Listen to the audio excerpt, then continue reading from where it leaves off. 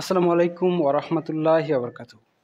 Honours চতুর্থ বর্ষে যারা রয়েছেন, যারা চতুর্থ বর্ষে নতুন শিক্ষার্থী এবং যারা পুরাতন চতুর্থ বর্ষ অর্থাৎ যাদের পরীক্ষা শেষ শুধুমাত্র ভাইবা বাকি রয়েছে, তাদের জন্য কিছু পরামর্শ হচ্ছে আপনাদের ক্যারিয়ার বিষয়ে এবং চতুর্থ বর্ষ শেষ হলে পরবর্তীতে আপনারা কি করবেন এ বিষয়ে।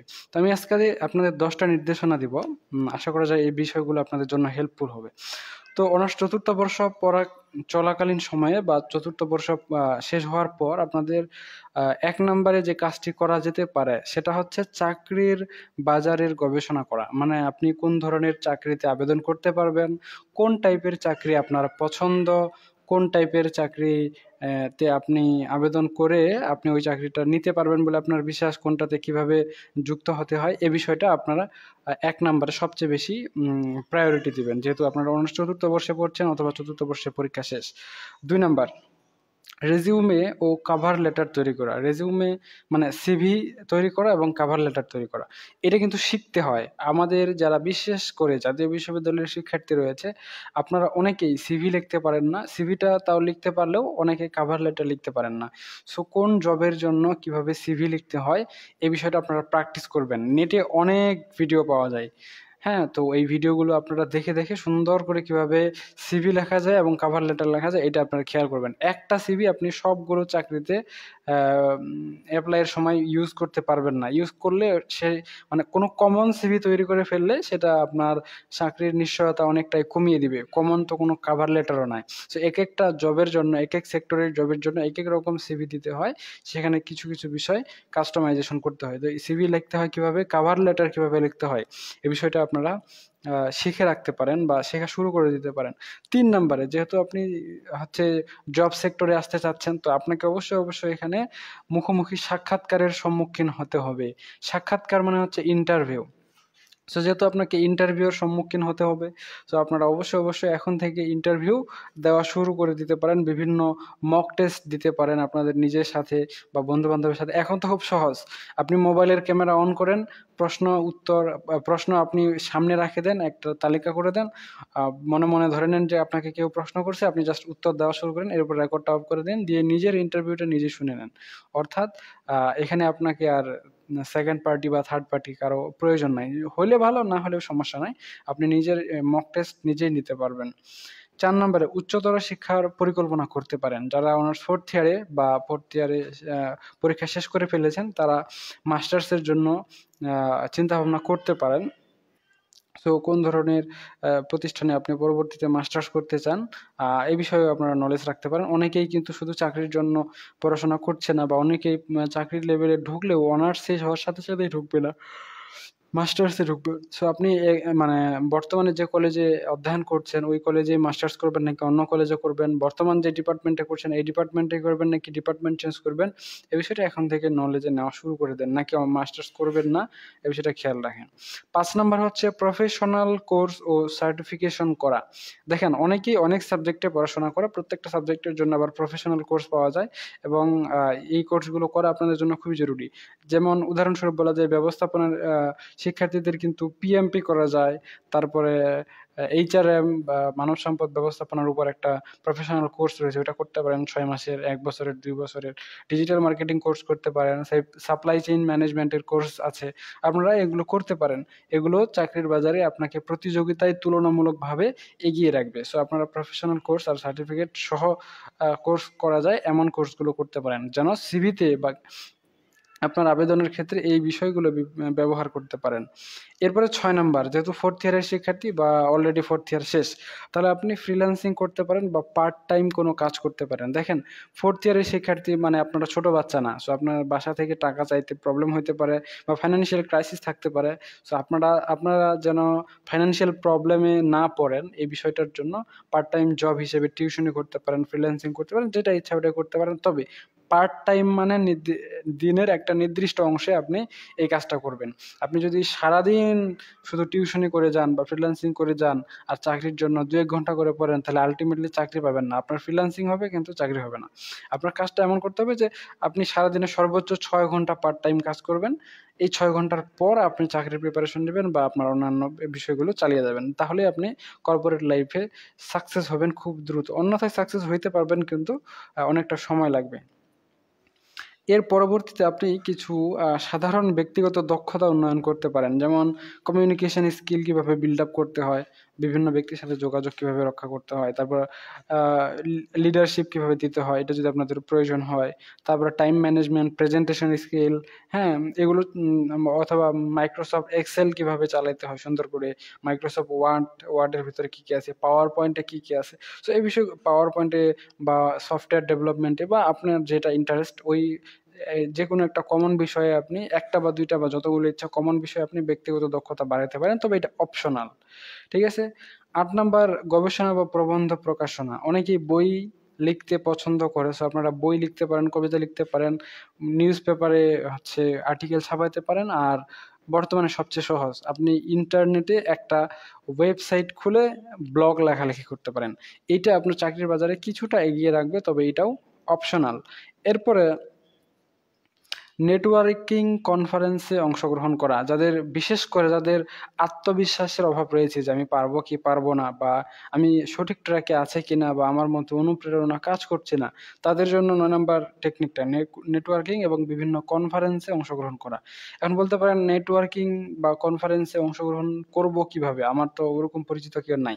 আপনি আপনার এলাকায় খোঁজ নিয়ে দেখেন, প্রত্যেকটা এলাকায় কোনো না কোনো সেমিনার হয়। সেটা দেখবেন কখনো ঔষধ কোম্পানির সেমিনার, বা কখনো কমিউনিকেশন সেমিনার, অথবা কখনো ফ্রিল্যান্সিং এর সেমিনার। এখন আপনি ভাবতে পারেন আমি তো আর ঔষধ বিক্রি করবো না, তো ঔষধ কোম্পানির সেমিনারে যাই কি করবো? দেখেন, সেমিনারে গেলে অনেক তথ্য এমনিতেই পাওয়া যায়, আর ওখানে কিছু মোটিভেশন বিল্ড আপ করার জন্য আপনি যাইতে পারেন। তবে এখন বলতে পারেন আমাকে যদি ইনভাইট না করে, তাহলে ওইগুলোতে ইনভাইটেশন লাগে না, আপনি যাই সরাসরি ঢুকে পড়বেন। আমি আমার পার্সোনালি বেশ কয়েকটাতে ঢুকছি। আমি genuine global, hello doctors BD, তারপর আরেকটার নাম ভুলে গেছি। এরকম আরো বেশ কয়েকটা কোম্পানির সেমিনার করা হয়েছে। আমাকে অবশ্য ডাকছিল ২টাতে, বা ২টাতে আমি গেছি। ওই ২টাতে যাওয়ার পর আমি বুঝতে পারছি যে এখানে না ডাকলেও আসা যায়, কোনো সমস্যা হয় না। যাই জাস্ট সুন্দর করে চেয়ারে বসে যাবেন, তারা কথা বলবে, বক্তৃতা দেবে, শুনবেন। ওইগুলোর মধ্যে অনেক নলেজ পাওয়া যায় আরকি, নলেজেবল ইনফরমেশন থাকে। সো ওই বিষয়টা আপনি গ্যাদার করতে পারেন। এবং ব্যক্তিগত উন্নয়ন এবং শরীরচর্চা করা। দেখেন, আপনি এখন এই সিচুয়েশনে খুব বেশি প্রবলেম ফেস করবেন, অনেক বেশি চাপ মনে হবে। সো স্বাস্থ্যই সকল সুখের মূল। এই বিষয়টাকে খেয়াল রাখবেন। আপনি যদি সুস্থ না থাকেন, আল্টিমেটলি আপনি না ঠিকঠাক মতো কাজ করতে পারবেন, না ঠিকঠাক মতো কোথাও যাইতে পারবেন, না খাইতে পারবেন, না চাকরির প্রিপারেশন নিতে পারবেন। আল্টিমেটলি আপনার কিছুই হবে না। সো অবশ্যই শরীর স্বাস্থ্য যেন ভালো থাকে, এই বিষয়ে খেয়াল রাখবেন। কোনো অসুখ-বিসুখ থাকলে আপনি সেটা সারিয়ে ফেলার চেষ্টা করেন। আর চাইলে একটা নমুনা মেডিকেল টেস্ট করে নিতে পারেন, মানে নরমালি মেডিকেল টেস্ট করে নিতে পারেন। ৮০০ থেকে ১,০০০ টাকার মতো লাগতে পারে। আপনি ১৫০০ টাকা দিয়েও করতে পারেন, আপনার এলাকা ভেদে এবং এখানে ডাক্তার ভেদে, হাসপাতাল ভেদে এটা আলাদা আলাদা হবে, যদি আপনার সন্দেহ থাকে। আর যদি না থাকে, আপনি নরমালি কনফিডেন্স থাকেন, সুস্থ সবল, মানে সবকিছু ঠিকঠাক থাকে, তাহলে এগুলোর প্রয়োজন নাই। যদি আপনার মনে হয়, মানে মনের ভিতরে খুঁত থাকে, তাহলে করতে পারেন। আমি পার্সোনালি একবার করছি। সো আমার মনে হয়েছিল যে চাকরিতে যখন আমার মেডিকেল চেক আপ করবে, হয়তো বা আমার কোনো প্রবলেম বাহির হবে। আমার প্রবলেম বাহির হবে যে এটা আমি আগে থেকেই মোটামুটি ধারণা করে নিয়েছিলাম। তো এরপরে মেডিকেল চেক আপ করার পর আমি আগেই করছি একবার, তো কোনো সমস্যা ধরা পড়েনি। সো আমি ডাক্তারকে জিজ্ঞেস করলাম, কিভাবে ঠিকঠাক মতো চেক করছেন না নাই, মানে সমস্যা কেন ধরা পড়তেছে না? সমস্যা তো ধরা পড়ার কথা। তো ও বলল যে সমস্যা হচ্ছে যেইগুলোকে সমস্যা ধরা হয় আরকি, ওইগুলো সমস্যার মধ্যে কোনো সমস্যা নাই। ছোটখাটো যেগুলো সমস্যা আছে ওইগুলো সমস্যা আরকি চাকরিতে ধরা হয় না। ঠিক আছে? চাকরির বিষয়ে যেই সমস্যাগুলো ধরা হয়, ওইগুলো আপনার আছে কিনা, আপনার যদি মনের ভিতরে খুঁত থাকে, তাহলে আপনারা সেটা চেক করে নিতে পারেন। তো এইসব দিক বিবেচনায় অনার্স ৪র্থ বর্ষ চলাকালীন বা অনার্স শেষ করে আপনাদের এই যে সময়টা পাবেন, এই সময়টাকে আপনারা একদম 100% ফোকাস দিয়ে কাজে লাগান। আপনি অনার্স চলাকালীন, অনার্স শেষে সময়টাকে যত বেশি ইউটিলাইজ করতে পারবেন, আপনার কর্পোরেট লাইফ বা পেশাগত সরি, আপনি আপনার হচ্ছে মানে পেশায় দ্রুত ঢুকে যেতে পারবেন। আর আরেকটা বিষয়, যদি আপনারা এইখানে দুর্বল থাকেন, অর্থাৎ আপনার যদি কোনো বাধা থাকে, ফর এক্সাম্পল আপনি যেখানে আছেন সেখানে কেউ বাধা সৃষ্টি করতেছে, তাহলে জাস্ট লিভ ইট, আপনি ওই জায়গা থেকে সরে যান। আর যদি আপনার অন্য কোনো সমস্যা থাকে, তাহলে সমস্যাগুলোকে কিভাবে দূর করা যায় প্রথমে এটা চেষ্টা করবেন। যদি সমস্যা দূর করা যায়, সব সমস্যার সমাধান করা যায় না, সব সমস্যা দূর করাও যায় না। সো যেই সমস্যাগুলো দূর করা যায় না, যে সমস্যাগুলো সমাধান করা যায় না, ওই সমস্যাগুলো আপনি অ্যাকসেপ্ট করে ওগুলোকে পাশ কাটিয়ে সামনে আগানোর চেষ্টা করেন। ফর এক্সাম্পল, আপনার ফ্যামিলিতে প্রবলেম, এখন চাইলে তো আপনি ফ্যামিলি চেঞ্জ করতে পারবেন না। মনে করেন আপনার কোনো একটা বন্ধু আপনাকে পড়াশোনায় বা আপনার দৈনন্দিন জীবনে বাধাগ্রস্ত করতেছে বা বিভিন্নভাবে সমস্যার সৃষ্টি করতেছে। তো আপনি বন্ধু চেঞ্জ করতে পারবেন বা ওর কাছে মানে নাও থাকতে পারেন, অন্য জায়গায় চলে যেতে পারেন। এখন মনে করেন আপনার ফ্যামিলি মেম্বার কেউ আপনাকে, একজন বা দুইজন বা কয়েকজন আপনাকে প্রবলেম মানে ফেস করাচ্ছে, তো সেক্ষেত্রে আপনি এত ফ্যামিলি মেম্বার চেঞ্জ করতে পারবেন না। তখন আপনি ধরে নেন যে এটা আপনার একটা সমস্যা আমার কপালে ছিল, এখন এটাকে অ্যাকসেপ্ট করে পরবর্তীতে আপনার পরবর্তী পদক্ষেপ কি হতে পারে এটা নিয়ে বেশি চিন্তা ভাবনা করেন। আর বর্তমানে যারা চতুর্থ বর্ষে পরীক্ষা শেষ করেছে, তাদের কিন্তু বয়স অনেক বেশি হয়ে গেছে, মোটামুটি 25 বছর তো সবার হয়ে যাওয়ার কথা, বা 25 বছর হয়ে যাবে। ঠিক আছে, সো আপনাদের যেহেতু বয়স প্রায় 25, আপনাদের কিন্তু 30 পর্যন্ত চাকরির মেয়াদ, আর সার্টিফিকেট পাইতে পাইতে কিন্তু আরো 6 মাস লাগবে, এখনো কিন্তু রেজাল্ট দেয়নি। সো এই যে লম্বা সময়টা রয়েছে, এই সময়ে ভালো করে প্রিপারেশন নেন, যেন কোনো আবেদন মানে সার্কুলার দিলে আবেদন করতে পারবেন এবং দ্রুত যেন জব সেক্টরে ঢুকে যেতে পারেন। জব সেক্টরে ঢুকে বেতন পাওয়া, বেতন আপনার পকেটে আসা পর্যন্ত কমসে কম 1.5 থেকে 2 বছর সময় অপেক্ষা করতে হবে। মানে যদি আপনি বর্তমানে 2024 সাল, তো 2025 সালের মধ্যেও আপনার বেতন পকেটে ঢোকার সম্ভাবনা খুবই কম, যদি আপনি সেকেন্ড ক্লাস এবং ফার্স্ট ক্লাস জবের জন্য প্রিপারেশন নেন। আর যদি থার্ড ক্লাস ফোর্থ ক্লাস জবের জন্য প্রিপারেশন নেন, তাহলে এই বিষয়ে আমি বলতে পারবো না।